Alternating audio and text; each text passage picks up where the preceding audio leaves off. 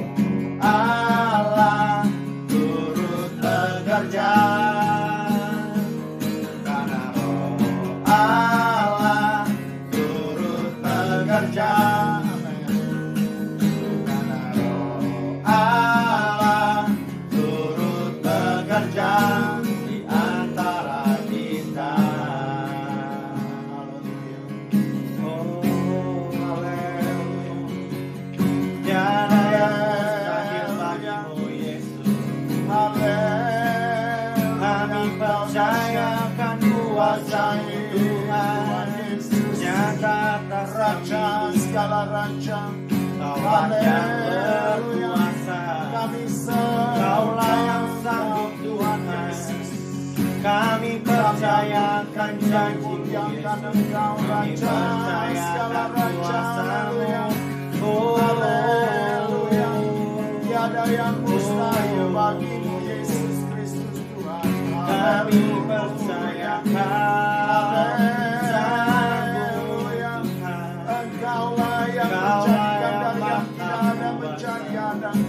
Kaulah segalanya bagi kami percaya, kami percaya. Di dalam masyarakat haleluya,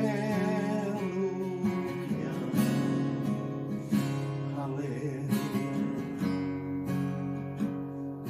Di dalam nama Tuhan Yesus Kristus, kami percaya Kaulah Allah yang telah menyatakan kuasa dan kasih-Mu. Kaulah yang telah menebus kami, menyucikan kami, menguduskan kami, dan menjadikan kami milik kepunyaan-Mu. Turunlah urapan-Mu atas hamba-Mu, atas seluruh umat-Mu, Tuhan, milik kepunyaan-Mu yang mendengar. Para jemaat GBI Shema biarlah diberkati, diurapi oleh Tuhan, sehingga firman ini mengubah hidup kami. Yang sakit disembuhkan, yang lemah dikuatkan, dan dalam masalah ditolong Tuhan di dalam nama Tuhan Yesus Kristus. Roh Allah hadir mengurapi dan memberkati kami. Allah turut bekerja sama, mendatangkan kebaikan bagi kami yang mengasihinya dan terpanggil seturut dengan kehendak-Nya. Biarlah kiranya Tuhan rancangan-Mu yang indah, rancangan damai sejahtera terjadi dalam hidup kami. Terima kasih Tuhan, layakkan setiap kami untuk menerima berkat-Mu. Kuduskan oleh kuasa darah-Mu, ampuni segala dosa dan pelanggaran. Darah-Mu Yesus Kristus menguduskan kami, menyucikan kami, dan melayakkan kami. Terima kasih Bapa. Segala hambatan rintangan yang merintangi berkat Tuhan, merintangi kuasa Allah, kuasa gelap dipatahkan dan disingkirkan di dalam nama Tuhan Yesus Kristus. Tapi berkat Tuhan turun atas kami. Kami siap menerima firman-Mu. Hanya di dalam nama Tuhan Yesus Kristus kami berdoa mengucap syukur. Haleluya. Amin. Shalom saudaraku yang kekasih dalam Tuhan Yesus Kristus. Berbahagialah setiap kita yang selalu rindu dan haus untuk mendengar firman, merenungkannya, dan melakukannya. Biarlah kasih karunia Allah turun memberkati kita semua. Hari ini saya ingin berbicara tentang hati tempat Roh Allah berdiam. Ya, Tuhan Yesus Kristus bertata di hati kita, dalam hidup kita. Ada satu proses yang harus kita lewati sehingga kita boleh ada, tinggal bersama Dia, dan Dia bersama kita, dan kita menjadi milik kepunyaannya. Bacaan kita pada pagi ini dalam Efesus 2 ayat 15 sampai 22. Akan saya bacakan firman Tuhan. Sebab dengan matinya sebagai manusia, Ia telah membatalkan hukum Taurat dengan segala perintah dan ketentuannya, untuk menciptakan keduanya menjadi satu manusia baru di dalam dirinya. Dan dengan itu Ia mengadakan damai sejahtera. Dan untuk memperdamaikan keduanya di dalam satu tubuh dengan Allah oleh salib, dengan melenyapkan perseteruan pada salib itu. Ia datang memberitakan damai sejahtera kepada kamu yang jauh, dan damai sejahtera kepada mereka yang dekat. Karena oleh Dia, kita kedua belah pihak dalam satu roh beroleh jalan masuk kepada Bapa. Demikian kamu bukan lagi orang asing dan pendatang, melainkan kawan sewarga dari orang-orang kudus dan anggota-anggota keluarga Allah, yang dibangun di atas dasar para rasul dan para nabi, dengan Kristus Yesus sebagai batu penjuru. Di dalam Dia tumbuh seluruh bangunan, rapi tersusun menjadi bait Allah yang kudus di dalam Tuhan. Di dalam Dia kamu juga turut dibangunkan menjadi tempat kediaman Allah di dalam roh. Haleluya. Saudaraku yang kekasih dalam Tuhan Yesus Kristus, kalau kita baca pertama kali dikatakan, Kristus telah membatalkan atau meniadakan segala kutuk yang diakibatkan ketidakmampuan manusia untuk hidup melakukan hukum-hukum Taurat atau 10 perintah. Ya, jangan ada padamu Allah lain, jangan membuat apapun bentuknya menyerupai aku untuk disembah. Ya, itu semua di dalam Keluaran pasal 20, saudara bisa baca itu. Dan itu tidak ada satupun katanya manusia yang bisa melakukannya. Di dalam Ulangan pasal 28 ayat 1 sampai 14 dikatakan, barang siapa yang dapat melakukan 10 perintah dan seluruh ketentuan hukum Taurat, dia diberkati, keluar masuk diberkati. Apapun yang dikerjakan dibuat berhasil. Tapi dalam ayat 15 sampai ke 46, jika engkau tidak melakukannya dengan baik, Berarti 10 itu mungkin kita hanya melakukan 1 atau 2. Maka kutuk itu akan datang padamu. Maka terkutuklah engkau. Wah, segala kutuk, saudara boleh baca nanti. Dan Tuhan Yesus Kristus datang ke dunia ini untuk mematahkan, meniadakan kutuk itu. Tuhan Yesus menebus kita di atas kayu salib, mendamaikan kita yang kotor dan penuh noda dosa dan kejahatan, untuk kita bisa dipersatukan dengan Bapa di sorga. Ya, kita ditebus dan dibebaskan oleh pengorbanan Tuhan Yesus di atas kayu salib. Galatia 3 ayat 13-14 berkata begini. Kristus telah menebus kita dari kutuk hukum Taurat dengan jalan menjadi kutuk karena kita. Jadi dia terkutuk karena kita. Sebab ada tertulis, terkutuklah orang yang digantung pada kayu salib. Yesus Kristus telah membuat ini supaya di dalam dia berkat Abraham sampai kepada bangsa-bangsa lain, sehingga oleh iman kita menerima roh yang telah dijanjikannya itu. Amin. Jadi Tuhan Yesus Kristus telah menanggung segala kutuk itu di atas kayu salib. Barang siapa yang percaya dan mau menerima dia sebagai Tuhan dan Juru Selamat, dia dibebaskan dari kutuk. Ya, darah Yesus yang menebus dan menyucikan dan menguduskan kita. Poin kedua berkata, darah Yesus Kristus yang menebus kita dan menyucikan kita sehingga kita layak menerima Roh Kudus atau roh yang dijanjikan itu. Ya, ia menjadikan kita anggota kerajaan Allah. 1 Petrus pasal 1 ayat 17-18 berkata begini. Sebab kamu tahu bahwa kamu telah ditebus dengan cara hidupmu yang sia-sia yang kamu warisi dari nenek moyangmu. Bukan dengan barang yang fana. Bukan dengan perak atau emas, melainkan dengan darah yang mahal. Yaitu darah Kristus yang sama seperti darah domba yang tak bernoda dan tak bercacat. Kristus Yesus digambarkan sebagai anak domba Allah yang kudus, tak bercacat dan tak bernoda. Itu menjadi korban untuk menebus segala dosa dan pelanggaran kita. Oleh karena itu saudaraku, di waktu pertama kali Petrus berkhotbah di Serambi Salomo, dalam Kisah Rasul pasal 2 ayat 35. Seluruh umat itu bertanya, apa yang kami harus perbuat? Lalu disampaikan tentang hal ini, yaitu Kristus telah menanggung segala kutuk. Lalu Petrus berkata, bertobatlah, berilah dirimu dibaptis, ya, untuk pengampunan dosamu. Maka kamu akan menerima anugerah Roh Kudus bagimu, bagi anakmu, dan bagi siapa saja yang percaya. Inilah pondasi kekristenan. Kristen tidak sekedar saudara percaya Yesus suruh ke gereja diselamatkan, tidak. Saudara harus percaya dan mengambil keputusan untuk tidak lagi hidup secara duniawi. Memang saudara dipisahkan dari dunia, menjadi umat kepunyaan Allah. Berbeda. Ini bukan satu agama biasa, tapi ini adalah bicara tentang menjadi bagian dari kerajaan Allah. Saudara harus mengambil keputusan. Orang yang tidak pernah bisa mengambil keputusan, sama seperti naik tangga. Ada begitu banyak tangga. Tangga satu dia naik, dia turun, dia naik, dia turun. Dia tidak pernah naik. Mungkin dia ke gereja, mungkin dia melakukan menjadi anggota gereja, mungkin dia menjadi pemuji, mungkin dia menjadi pemusik, bahkan mungkin dia jadi pendeta. Tapi keputusan untuk hidup kudus dan benar tidak pernah diambil. Dia selalu kompromi. Waktu Tuhan menegur dalam hatinya, untuk segala kelemahan dan kekurangannya, dia mencari alasan, membenarkan diri, membangun keangkuhannya. Orang seperti ini tidak akan layak. Ya, waktu Tuhan memilih, dia berkata begini dalam Wahyu, aku berdiri depan pintu dan mengetuk. Tidak ada Tuhan mendobrak pintu, tidak ada pemaksaan. Tuhan ingin kita melakukannya dengan sukarela. Inilah masa pengirikan. Siapa yang pernah nyangka kondisi ini bisa terjadi? Ini cara Tuhan mengirik. Karena disinilah orang ditentukan dengan sukarela untuk berdoa, menyembah, menghadirkan Tuhan dalam hidupnya. Inilah saatnya orang bersukarela membaca, mendengar firman dan melakukannya. Tapi kalau orang yang terbawa oleh karena situasi dan kondisi, bukan karena keinginan dan keputusannya, ini masa hura-hura dia kembali kepada dunia. Dan Tuhan sedang memilih orang-orang yang betul-betul militan di dalam dia.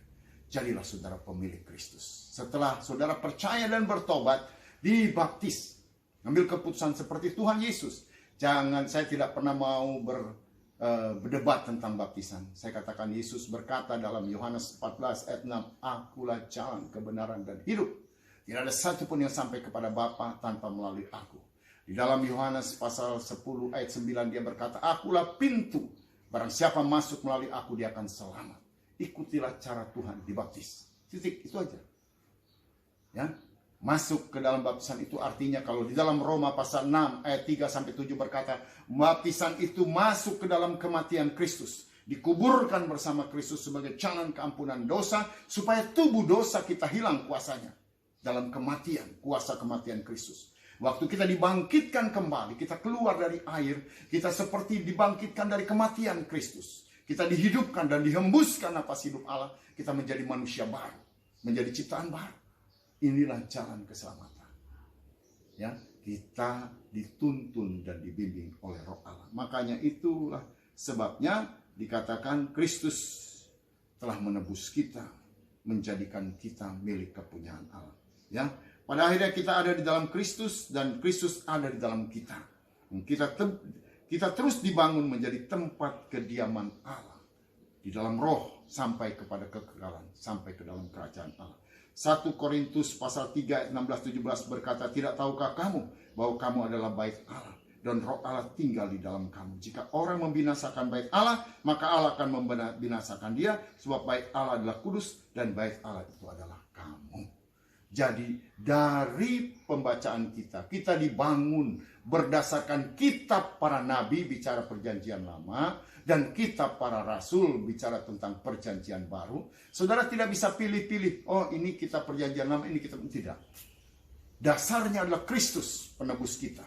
Kita harus menjadi pelaku firman, melakukan apa yang ada di dalam baik kitab perjanjian lama maupun kitab perjanjian baru. Kata Tuhan Yesus, tidak ada satupun yang dihilangkan. Tidak. Yang ditambahkan adalah kasih karunia dan anugerah. Kalau dulu orang begitu keras, gigi ganti gigi, mata ganti mata. Ya, Kristus hadir, dia melengkapi hukum Taurat itu dengan kasih. Kasihilah musuhmu. Berbuat baiklah untuk mereka. Doakan orang yang menganiaya kamu, menyakiti kamu, bikin baik kepada mereka. Ini tidak pernah ada kecuali Kristus Yesus Tuhan. Oleh karena itu Kristus adalah menyempurnakan perjanjian lama di dalam kasih anugerah penyelamatan.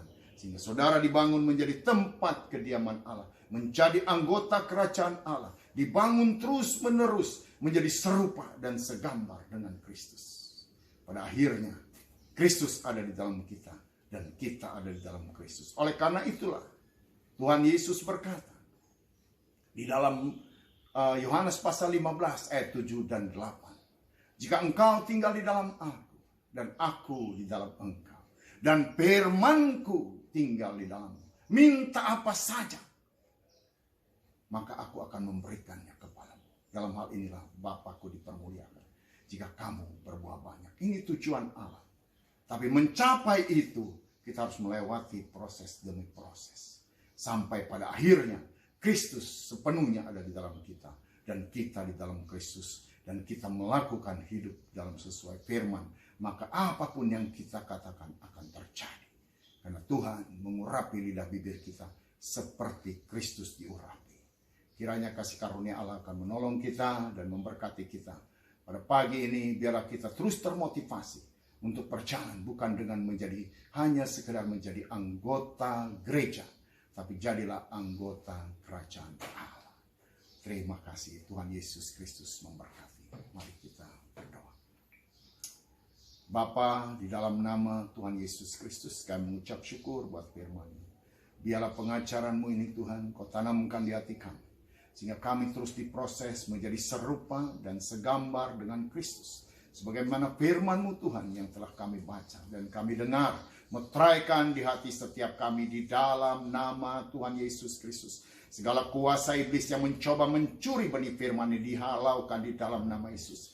Tapi Allah memeteraikannya di hati setiap kami, sehingga kami boleh terus bertumbuh di dalam kekudusan dan kebenaran ilahi. Terima kasih Bapa, kepujian, kemuliaan, hormat hanya bagi Engkau. Hamba berdoa Tuhan untuk bangsa dan negaraku ini Tuhan, biarlah kiranya Kau selamatkan. Berkati Presiden Jokowi Tuhan, Maruf Amin dan seluruh jajarannya. Biar roh takut akan Tuhan ada pada mereka. Turunkan roh hikmat dan pewahyuan untuk membawa bangsa ini keluar dari kesulitan. Biar kiranya kasih karunia-Mu memberkati bangsa Indonesia. Kami melepaskan roh pertobatan. Kami melepaskan roh pengenalan akan Kristus di dalam nama Tuhan Yesus Kristus. Selamatkan bangsa kami, pakai kami Tuhan, umat-Mu, milik kepunyaan-Mu dan hamba-hamba-Mu, menjadi terang dan garam, menjadi berkat atas bangsa ini di dalam nama Tuhan Yesus Kristus. Bapa, hamba berdoa Tuhan untuk jemaat-Mu GBI Shema, biarlah kasih karunia-Mu turun. Andras kami semua Tuhan, ampuni segala dosa dan pelanggaran dan kesalahan kami. Biarlah percikan darah Yesus menguduskan, menyucikan dan melayakkan kami Tuhan. Kau berkati Tuhan setiap usaha pekerjaan umat-Mu. Yang berdagang Kau berkati, yang bekerja Kau berkati, segala bisnis dan apapun yang mereka kerjakan Kau berkati. Yang bersekolah dari tingkat TK sampai perguruan tinggi Kau berkati, berikan mereka berhasil dalam segala kehidupan mereka. Oh Tuhan, berkati anak-anak, cucu, mantu, orang tua. Oh Tuhan, semua anggota keluarga kami diberkati, dilalukan dari segala belang-belang pindahan sakit penyakit, roh maut COVID-19 dilalukan di dalam nama Tuhan Yesus Kristus. Tapi Allah membuka pintu berkat utara, selatan, barat, timur, membuka tingkap-tingkap langit, mencurahkan berkat, sehingga kami menjadi orang-orang yang diberkati untuk menjadi berkat. Mari saudara, kita angkat kedua belah tangan kita. Arahkan hati dan pikiran kita kepada Dia yang sanggup melakukan lebih dari yang kita doakan dan pikirkan. Allah menampakkan wajahnya dan menghadapkannya kepada kita. Memberikan kita kasih karunia dan damai sejahtera. Mengangkat kita menjadi kepala bukan ekor. Kita akan naik dan tidak akan turun. Apa yang kita kerjakan dibuatnya berhasil di dalam nama Tuhan Yesus Kristus. Terimalah berkat yang datang dari Allah Bapa. Cinta kasih dan kasih sayang yang sempurna yang menyelamatkan dari Tuhan Yesus Kristus. Persekutuan, pertolongan, damai sejahtera, sukacita dari Allah Roh Kudus. Menyertai kau dan saya mulai hari ini sampai Maranatha, Tuhan datang kembali. Kita terima berkat dari sorga di dalam nama Tuhan Yesus Kristus. Yang percaya katakan amin. Terima kasih, Tuhan Yesus memberkati.